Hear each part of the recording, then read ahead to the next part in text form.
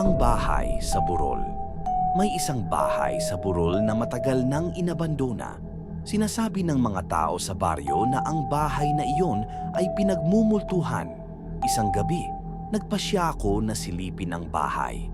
Nang makarating ako sa harap ng bahay, nakita ko ang isang bintana na bukas.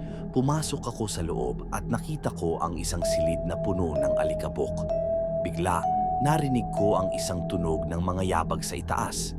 Sinundan ko ang tunog at nakita ko ang isang kwarto na may isang kama. Sa kama, may isang lumang larawan ng isang pamilya. Bigla, nakita ko ang isang babae na nakatayo sa likod ko.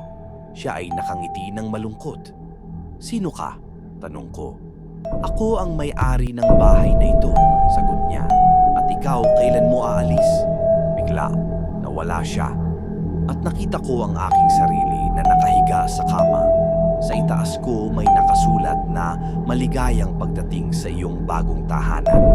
Hanggang ngayon sinasabi ng mga tao na ang bahay sa burol ay may bagong residente.